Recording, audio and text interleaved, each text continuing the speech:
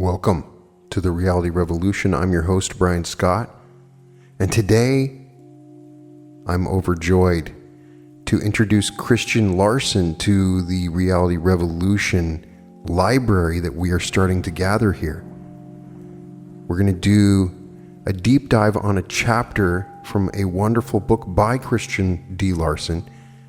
Christian D. Larson was an American New Thought author and leader and teacher who was around from 1866 to 1955 and was prolific author of metaphysical and New Thought books. It's amazing how timely many of these New Thought classics are. And deep inside of them, in certain chapters, there's some wonderful teachings on the same level as Neville Goddard and Dr. Joseph Murphy and so many of Orison Swett Marden and Florence Scovel Shinn. And some of these teachings are really remarkable. One thing that we've talked a lot about on this podcast is imagination. We've really explored the art of imagination and what it is and what it means and how to use it with the Neville Goddard lectures. And we even explore imagination a little bit in the Joseph Murphy lectures. So it's really nice to add another layer to our understanding of imagination and the idea of mastering your mind and how to control your thoughts, to become someone that every thought that comes to you is completely by your own will and control. Christian Larson wrote many wonderful books, I think 20 or 30. The really good ones I recommend are Concentration, which I will read for this at some point. The Great Within is very good. He has one called Mastery of Fate, How to Master Yourself, Mind Cure. They're all wonderful, and he's talking about the same things we've been talking about in previous episodes. I really like this one to start off with, and it'll add to our understanding of imagination and expand our abilities to use it in many ways. Now, in your book, Your Forces and How to Use Them, Christian Larson tries to define all the different forces that we have power over. And it's a wonderful book, and we'll definitely go into many chapters in it. He has a section at the beginning I wanted to read before we go into it because I really like it. And it's a set of promises to promise yourself. In this book, he talks about several things: the ruling principle in man, how we govern the forces we possess, the powers of the subconscious mind, subjective thought, the art of changing for the better, and the higher forces in man. But there is one really great chapter that I enjoyed that I wanted to share and add to our understanding of reality creation to start off with, and that's called Imagination and the Mastermind. But I want to read these promises to begin with. These are a good set of promises for us to abide by. Promise yourself to be so strong that nothing can disturb your peace of mind, to talk health, happiness, and prosperity to every person you meet, to make all your friends feel that there is something in them, to look at the sunny side of everything and make your optimism come true, to think only of the best, to work only for the best, and to expect only the best, to be just as enthusiastic about the success of others as you are about your own, to forget the mistakes of the past and press on to the greater achievements of the future, to wear a cheerful countenance at all times and give every living creature you meet a smile, to give so much time to the improvement of yourself that you have no time to criticize others, to be too large for worry, too noble for anger, too strong for fear, and too happy to permit the presence of trouble, to think well of yourself and to proclaim this fact to the world, not in loud words, but in great deeds, to live in the faith that the whole world is on your side, so long as you are true to the best that is in you. Imagination and the mastermind. The forces of the human system must have something definite to work for. That is, they must have an ideal upon which to concentrate their attention, or some model or pattern to follow as they proceed with their constructive actions. To form this model, it is the power of imagination that must be employed, and that power must in each case be applied constructively. What we imagine becomes a pattern for the creative energies of mind and personality. And as the creations of these energies determine what we are to become and attain, we realize that the imaging faculty is one of the most important faculties of all our faculties. We therefore cannot afford to lose a moment in learning how to apply it according to the laws of mental construction and growth. To proceed, imagine yourself becoming and attaining what you wish to become and attain. This will give your energies a model, both of your greater future self and your greater future achievements. When you think of your future, always imagine success and greater things, and have no fear as to results. If you fear, you give your creative energies a model of failure, and they will accordingly proceed to create failure. Then we must also remember, if we wish to succeed, our faculties must work successfully, but no faculty can work successfully when filled with fear. It is only when constantly inspired by the idea of success, then any faculty or power in the human system can do its best. To inspire our faculties with this idea, we should always imagine ourselves obtaining success. The picture of success should be placed upon all the walls of the mind, so that the powers within us will see success, and success only as their goal. Hang up pictures in your mind that will inspire you to do your best. Hang up pictures in your mind that will cause you to think constantly of that which you desire to accomplish.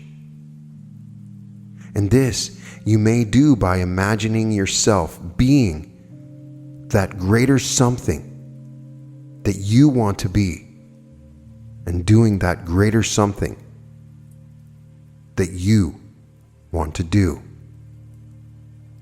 An excellent practice is to use your spare moments in creating such pictures in your imagination and placing them in the most conspicuous position of your mind, so that all your faculties and powers can see them at all times. We are always imagining something. It is practically impossible to be awake without imagining something.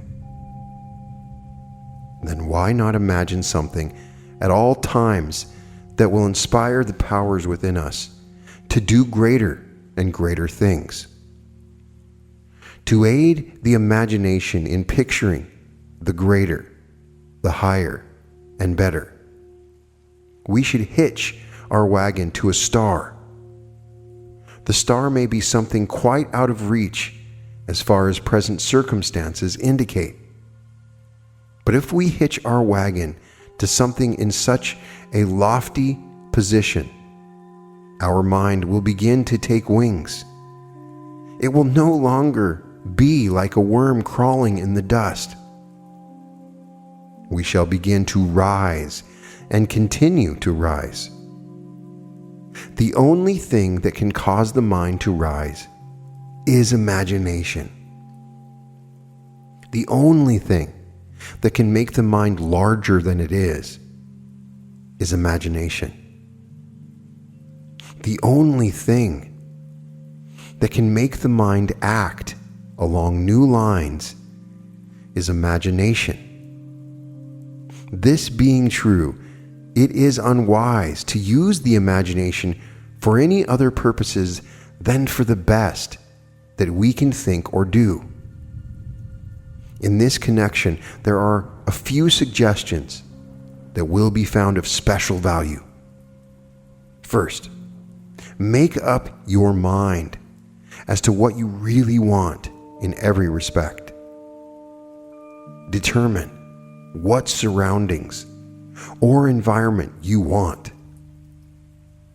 Decide upon the kind of friends you want and what kind of work you prefer. Make all those ideals so good and so perfect that you will have no occasion to change them.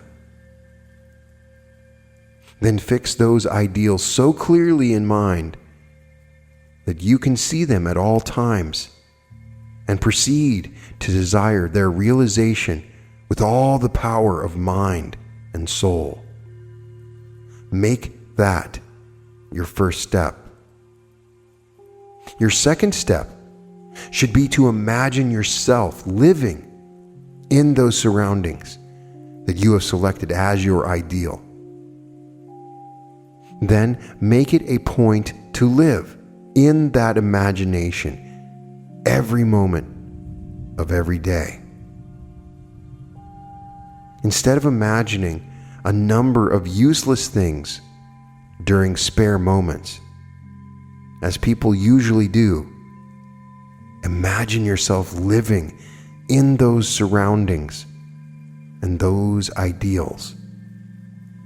Imagine yourself in the presence of friends that are exactly what you wish your ideal friends to be.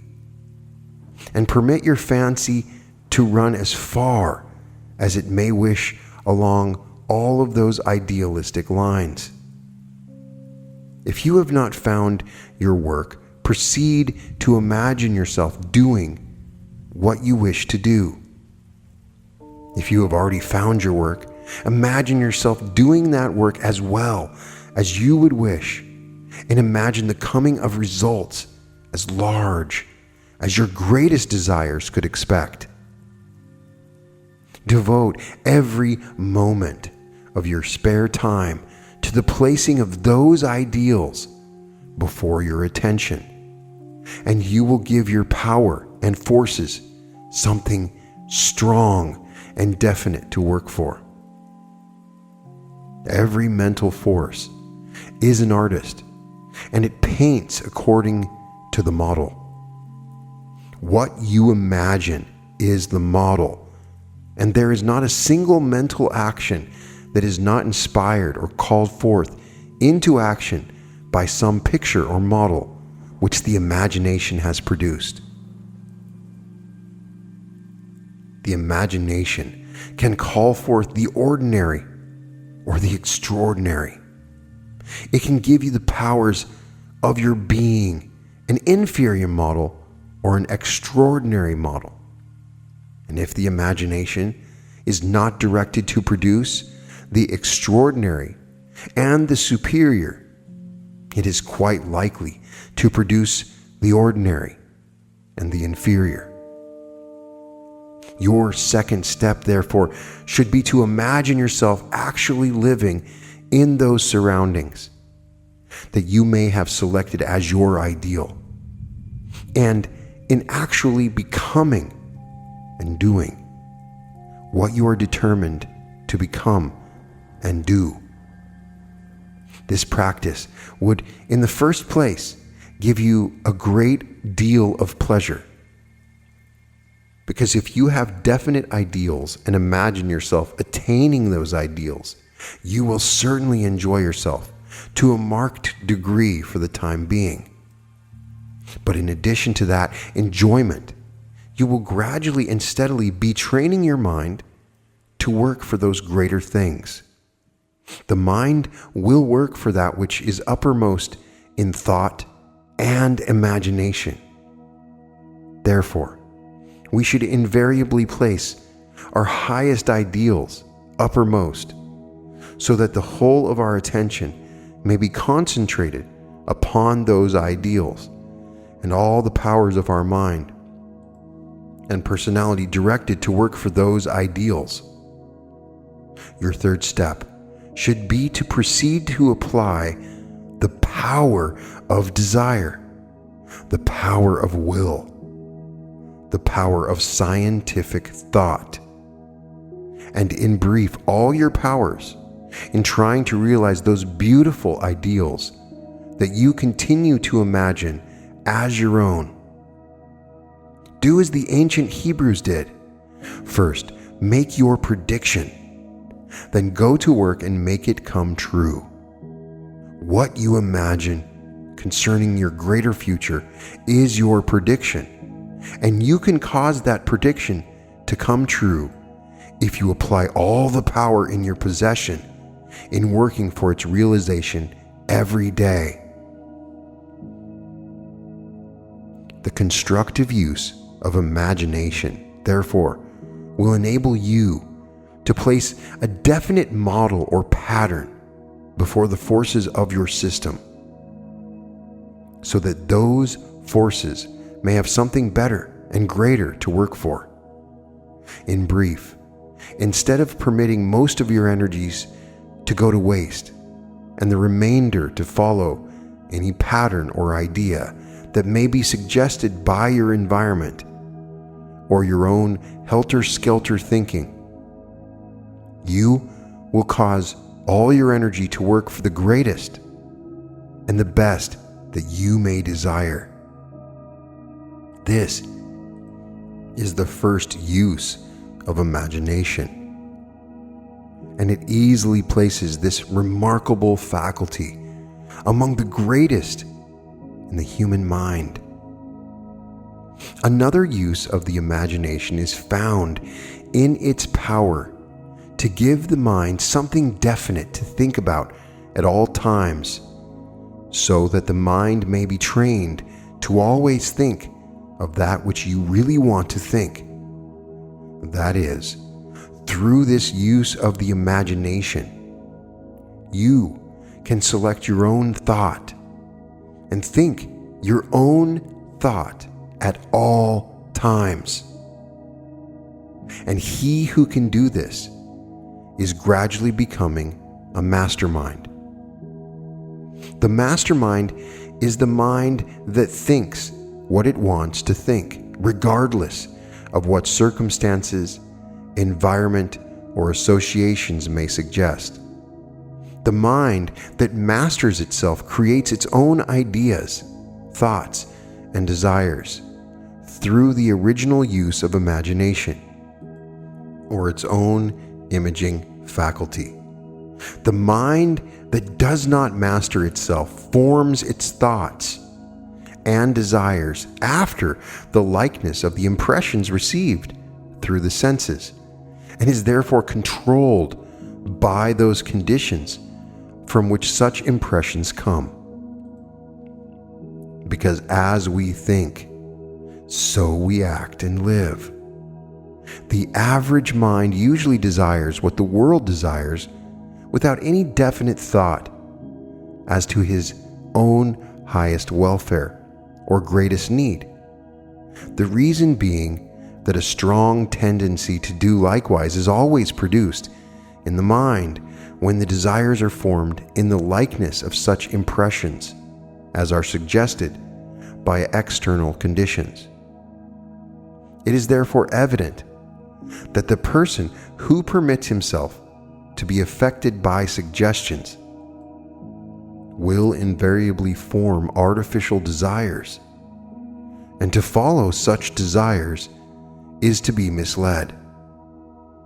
The mastermind desires only that which is conducive to real life, and in the selection of its desires is never influenced in the least by the desires of the world. Desire is one of the greatest powers in human life. It is therefore highly important that every desire be normal and created for the welfare of the individual himself. But no desire can be wholly normal that is formed through the influence of suggestion. Such desires are always abnormal to some degree and easily cause the individual to be misplaced. A great many people are misplaced. They do not occupy those places wherein they may be their best and accomplish the most. They are working at a disadvantage and are living a life that is far inferior to what they are intended to live. The cause is frequently found in abnormal or artificial desires. They have imitated the desires of others without consulting their present needs. They have formed the desire to do what others are doing by permitting their minds to be influenced by suggestion and impressions from the world, forgetting what their present state of development makes them capable of doing now. By imitating the lives, habits, actions, and desires of others, they are led into a life not their own. That is, they are misplaced. The mastermind is never misplaced, because he does not live to do what others are doing, but what he himself wants to do now. He wants to do only that which is conducive to real life, a real life, worthwhile, a life that steadily works up to the very highest goal in view. The average mind requires a change of environment before he can change his thought. He has to go somewhere or bring into his presence something that will suggest a new line of thinking and feeling. The mastermind, however, can change his thought whenever he so desires. A change of scene is not necessary, because such a mind is not controlled from without. A change of scene will not produce a change of thought in the mastermind unless he so elects. The mastermind changes his thoughts, ideals, or desires by imaging upon the mind the exact likeness of the new ideas, the new thoughts, and the new desires that have been selected. The secret of the mastermind is found wholly in the intelligent use of imagination. Man is as he thinks, and his thoughts are patterned after their predominating mental images. Whether those images are impressions suggested from without, or impressions formed by the ego acting from within. When man permits his thoughts and desires to be formed in the likeness of impressions received from without, he will be more or less controlled by environment, and he will be in the hands of fate. But when he transforms every impression received from without into an original idea and incorporates that idea into a new mental image, he uses environment as a servant, thereby placing fate in his own hands. Every object that is seen will produce an impression upon the mind according to the degree of susceptibility. This impression will contain the nature of the object of which it is a representation. The nature of this object will be reproduced in the mind, and what has entered the mind will be expressed more or less throughout the entire system. Therefore, the mind that is susceptible to suggestions will reproduce in his own mind and system conditions that are similar in nature to almost everything that he may see, hear, or feel. He will consequently be a reflection of the world in which he lives. He will think, speak, and act as that world may suggest. He will float with the stream of that world, wherever that stream may flow. He will not be an original character, but an automaton. Every person that permits himself to be affected by suggestion is more or less an automaton and is more or less in the hands of fate. To place fate in his own hands, he must use suggestions intelligently instead of blindly following those desires and thoughts that his surroundings may suggest. We are surrounded constantly by suggestions of all kinds, because everything has the power to suggest something to that mind that is susceptible. And we are all more or less susceptible in this respect. But there is a vast difference between permitting oneself to be susceptible to suggestion and training oneself to intelligently use those impressions that suggestions may convey. The average rider on suggestion not only ignores this difference, but encourages susceptibility to suggestion by impressing the reader with the remark that suggestion does control the world. If it is true that suggestion controls the world, more or less, we want to learn how to use suggestion, that its control of the human mind will decrease steadily. And this we can accomplish, not by teaching people how to use suggestion for the influencing of other minds, but in using those impressions conveyed by suggestion in the reconstruction of their own minds. Suggestion is a part of life, because everything has the power to suggest, and all minds are open to impressions. Nothing, therefore, can be said against suggestion by itself. Suggestion is a factor in our midst. It is a necessary factor.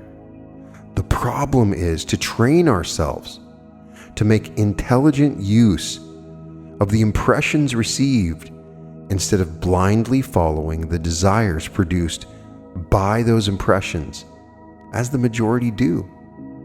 To proceed in the solution of this problem, never permit objects discerned by the senses to reproduce themselves in your mind against your will. Form your own ideas about what you see, hear, or feel, and try to make those ideas superior to what was suggested by the objects discerned.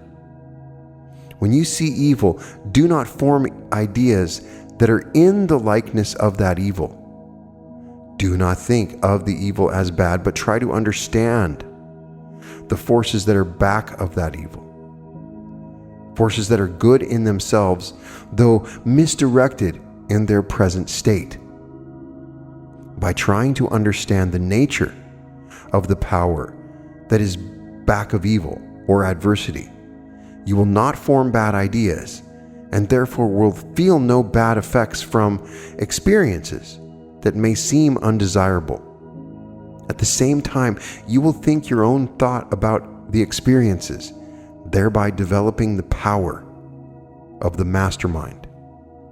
Surround yourself as far as possible with those things that suggest the superior, but do not permit such suggestions to determine your thought about the superior.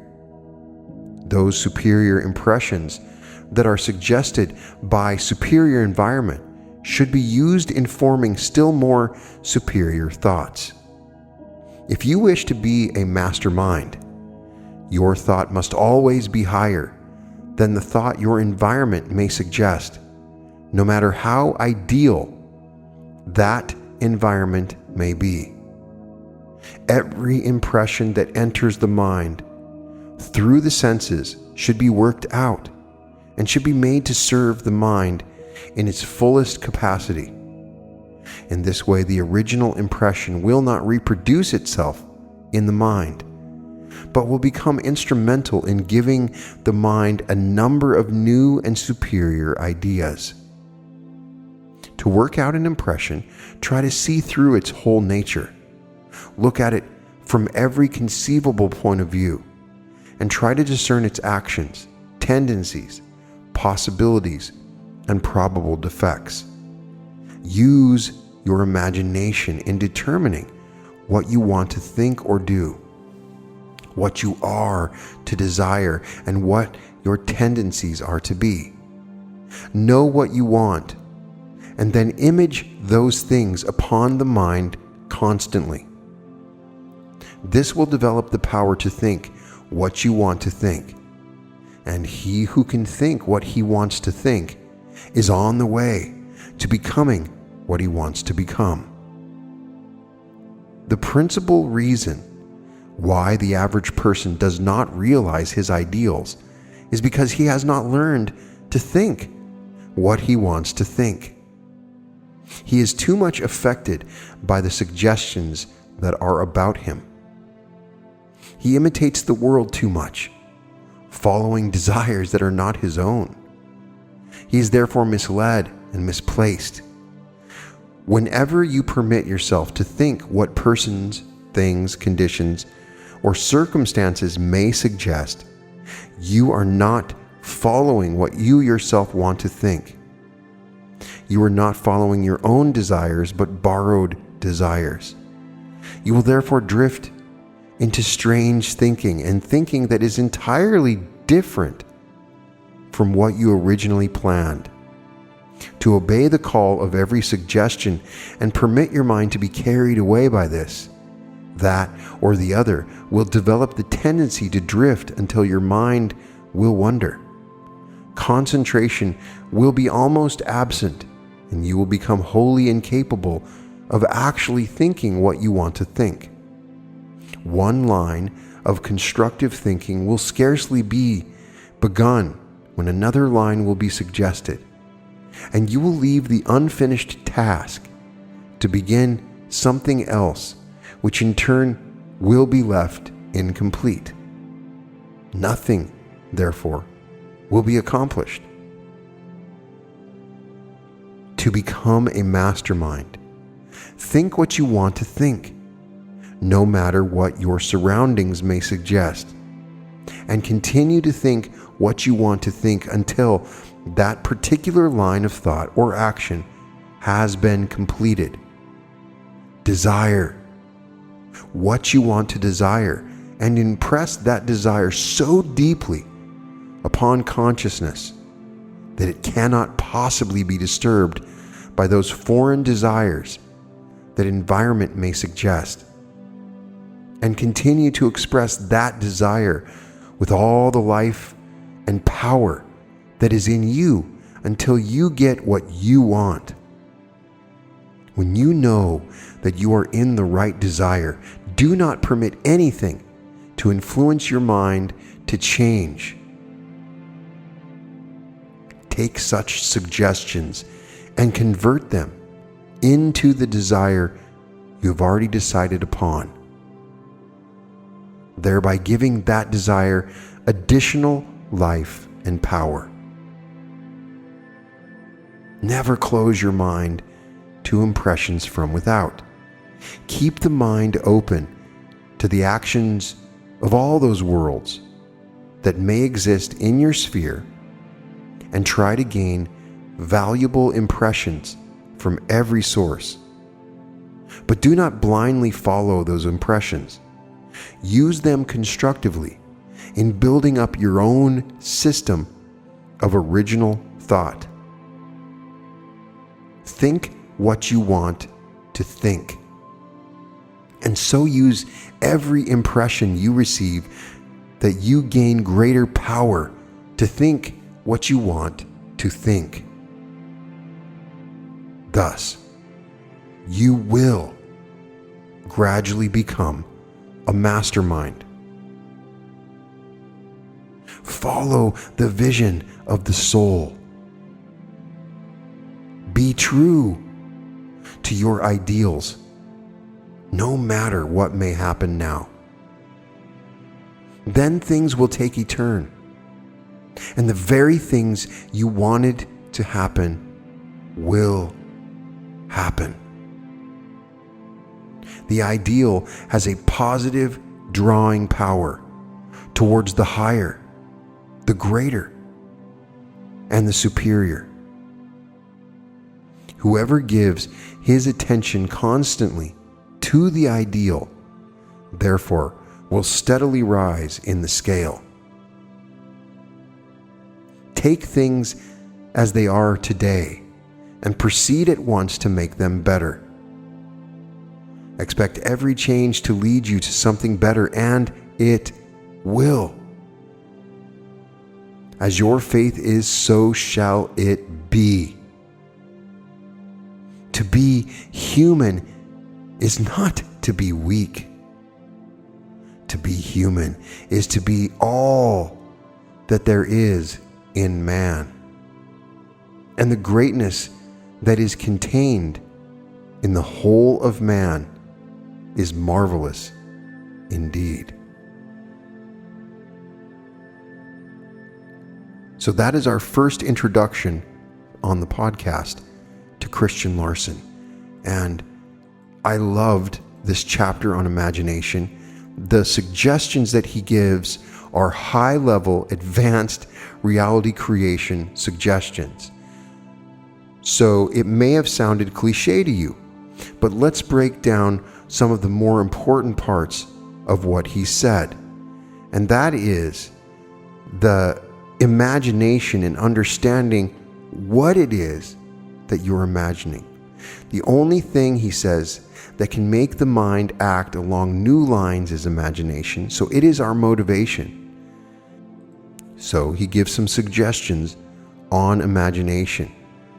And the first is to make up your mind as to what you really want in every respect. For a lot of people, that is difficult. What is it that you want? Just was talking to somebody the other day that said they love all of the reality creation stuff, but they couldn't figure out what they really wanted. One of the great things about reality transurfing, the book written by Vadim Zeland, is an understanding of what your purpose is, how to figure out what your purpose is, and how these things on the outside will distract you from your true soul's purpose. And so when you imagine your surroundings and environment that you want, is it what somebody else wants, or is it what you want? The really powerful and dark force of a pendulum. Now, a pendulum described in that book, if you haven't heard that word before, if this is the first time that you're hearing this podcast, I have an episode called Everything You Want to Know About Pendulums, But We're Afraid to Ask. And no, it's not a pendulum that you swing. Pendulum is an active energy construct that occurs when multiple people think along the same lines. So, for instance, a football team is a pendulum. A TV show is a pendulum. A book becomes a pendulum when there's some kind of individual separate energy entity. Now, some of these become incredibly powerful and possibly conscious. They act in conscious ways to take your energy, and they influence you. They have suggestions, and they create suggestions. They want you to join with them, to subscribe with them, to be a part of them, to give your energy to them. And so these naturally occurring, imagine them as energy cyclones that are out there, forces that occur to begin to tell you what you want. And so you end up choosing desires, and you use the powers of your mind. We've talked about how the imagination creates reality. So check out my episodes on imagination related to Neville Goddard. I would check out Imagination, My Slave, Imagination, The Real Man, Imagination Creates Reality, and How to Use Imagination. All wonderful episodes on imagination. And so when you understand the aspects of imagination, you can create reality. But what if it's the reality that somebody else wanted you to create? A lot of times when we start to desire something, it's a construct that's created from our friends and what we see on the media and the TV as to what we think we should do. So that is the idea of the mastermind, taking everything. And I relate this directly to transurfing. The reason is, one of the most powerful forms of thinking is the independent observer. You get pulled into these scripts and streams, as he calls them in this chapter. You just get pulled onto a stream that pulls you into a reality. And it's like a script. All of the events that will happen because of the decision that you've made are going to just play out. So these scripts that occur, you get pulled into. And sometimes it's a lifeline that has nothing to do with your purpose. You might be doing a job that you don't want to do. You might be with a person that you don't want to be with. You might be living in a place you don't want to live because you think in your mind this is what you're supposed to be desiring. So there's a unique teaching that comes from this that we have talked about in the past with transurfing, but is outlined and illustrated here. Your imagination can create reality. What should you be imagining? Start analyzing your thoughts that come up when you think about things. Just look at any item that's in the room that you're in now as you're listening to me. And any item that you think of, are you thinking of it from an independent observer from your own thought? Or are the thoughts being guided and suggested by some other things that you've read or thought about? Start really analyzing your thoughts. Where are they coming from? Are they your thoughts? You can start to differentiate. A lot of your thoughts are almost like some radio broadcast that you've received. So start to realize that, and it's a good way to figure out what you really want. And when you figure out what your desire is, Frederick Dodson has a unique teaching that I like. When you desire something, it means that you already have it in another reality. And so desire is a good thing. Some people will tell you it's not, but it is a sign, it's a symbol. Now, if it's a unique and heart-centered desire, that's when it is a good thing. So the second step is to imagine yourself living in the surroundings that you want. And the third step is to apply the power of desire and will and scientific thought in trying to realize the ideal. You make your prediction, as he says, and then go to work and make it come true. And that is that next step that is a part of the bridge of incidents of taking an action to create your reality. But the best way to use your imagination is with a mastermind, a mind that is choosing its own thoughts. So that is the unique part of this that I really enjoyed, is really breaking down where your thoughts are coming from and how they're influencing your imagination. You can create any reality that you want, and anything is possible. And so make those promises that we discussed at the beginning and try to create that mastermind and control your thoughts. As this reality revolution quickens and we create our realities faster and faster, it is important that you understand this principle.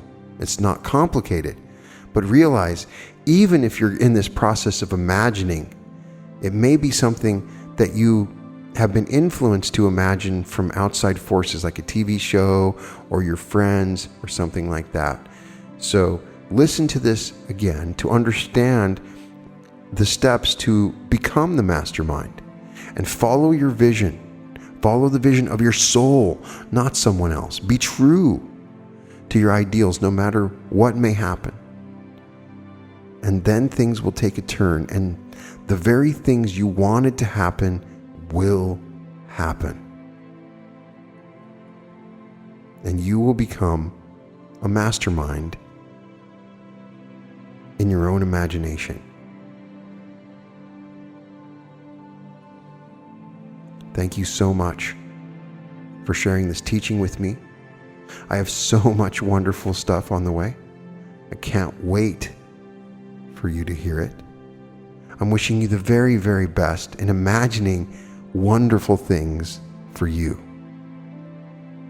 All episodes of The Reality Revolution can be found at therealityrevolution.com.